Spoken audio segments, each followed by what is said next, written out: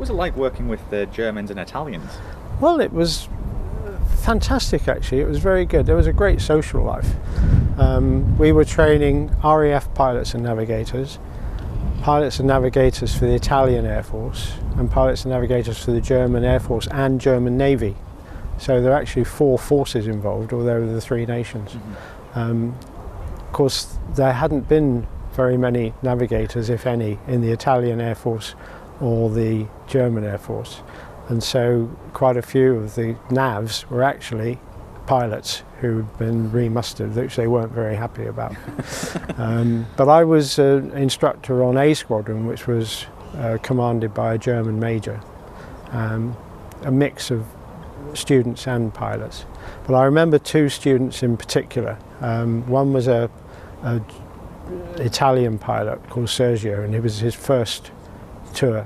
He'd just come out of training, and they'd both been trained in the States. And we were flying in formation one day. They'd come from Arizona and come onto the Tornado. I don't think they'd even been back to Italy. They'd just come straight across. And we used to do formation approaches, 1 speaking unit, so very close formation. We were going downwind for a GCA, ground controlled approach, which is like an ILS, but you're talked down by the controller. Anyway, we're number 2, sitting on the wing of this guy. I'm in the back, and Sergio, of course, is in the front. And this little Italian voice says, "Eh, sir." "Yes, Sergio?" He said, "There is a cloud ahead." I said, "Yes, Sergio." He said, "Sir, we are going to go into the cloud." I said, "Yes, Sergio, that's why we're in formation." "Okay." Because coming from Arizona, had seen very little poor weather. Yeah, but, exactly. he was very good actually, a very, very good guy. And the German nav was quite funny as well. They'd trained in the States, but they had a Boeing 737 over there with Tornado rear cockpits in. I don't know how many, 4 or 5 down the back. And so he was actually very good at using the nav system, very good at it. And we were going high-low one day up to Scotland, and we were crossing the Great Glen. It was a glorious day. We were about 24,000 feet, and you could see the whole of the Great Glen right down from Loch Linnhe all the way up to Inverness. And it was absolutely lovely. Anyway, I said to him, I can't remember his name, I said, "So where are we?"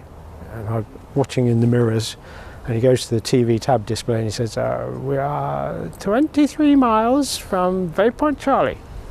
I said, "I know that, but where are we? Look out, get your chart out, look out at what you can see on the ground and tell me, where are we?" So I look in the mirror and I go back to the TV tab later. "We are 19 miles from Waypoint Charlie." I said, no, look at the ground, look at the chart, match the 2, where are we? I mean, we're crossing the Great Glen. It's a pretty easy question to answer. So, same thing again, head right, head left, back to the chart, back to the TV tab. We're 14 miles from Waypoint Bravo. So in the end I said, "Right, turn the TV tabs off." His eyes go, "What? Turn them off." So, now he's bereft. What am I going to do? I said, "Right, don't worry, you haven't failed this trip. I'm going to show you how to navigate." I rolled it on its back and flew him around Scotland for 45 minutes at low level on a map and a thumb, and he was absolutely amazed. "How did you do that?"